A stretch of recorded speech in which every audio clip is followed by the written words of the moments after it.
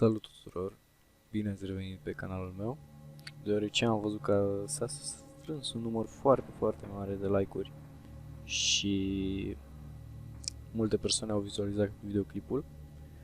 Am hotărât să fac și al doilea videoclip cu top 3 legende urbane din România. Nu uitați, dacă vă place, abonați-vă, apăsați cloțul apelul, cum spun alții, și lăsați un like. Nu mă supăr. Să trecem la treabă acum.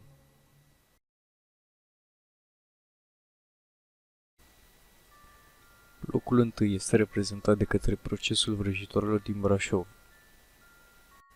unde strigătele disperate ale vrăjitoarelor necate în lacul unde acum se află parcul Nicolae Titulescu se aud în noapte. Istoria ne arată că în Brașov, în Evul Mediu, căutarea de vrăjitoare era o ocupație normală. La intersecția de unde începe strada Republicii se află lacul celor 20 de vrăjitoare. Femeile care erau crezute că au vândut sufletul diavolului erau aruncate în apă, cu greutăți la picioare, așteptând să vadă dacă femeile mai ieșeau la suprafață. Oamenii din acea vreme credeau că dacă treceai pe lângă lac și te uiți la ele, înnebuneai. Odată cu lansarea întunericului, apa era ocolită. În prezent, după informațiile găsite, acolo se află o troiță care ține la distanță duhurile rele. Acum poate fi văzută în fața clădirii prefecturii. Brașovenii mai suspicioși spun că în seara de Sfântul Andrei vrăjitoarele pot fi văzute încingând un joc nebun. Locul 2. Strada Covaci din București. Una dintre cele mai vechi zone din București, mai exact, centrul vechi, situat în sectorul 3, acoperă niște legende nemai întâlnite. Strada Covaci este cel mai activ loc din acest punct de vedere. Tot aici, la restaurantul La Iordache, de la numărul 3, se crede că s-au născut micii. Dar partea întunecată a acestui loc erau cadavrele din perioada ciumei care au fost îngropate aici.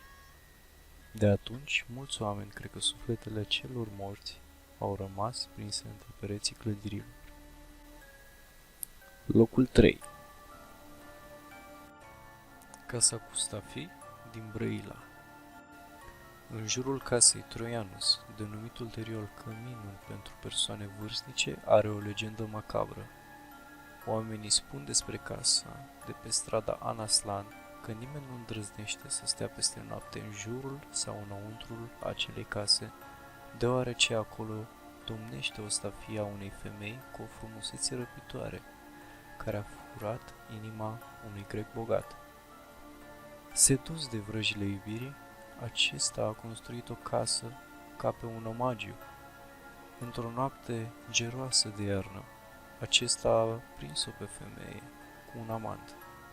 De furie a împușcat-o direct în inimă și a zidit corpul într-un zid din subsol. Apoi s-a întors în Grecia, unde s-a sinucis. Dacă ați urmărit acest clip până aici, vă mulțumesc din tot sufletul. Nu uitați să lăsați un like și stați acasă. Este cel mai bine în această perioadă. Ne auzim data viitoare.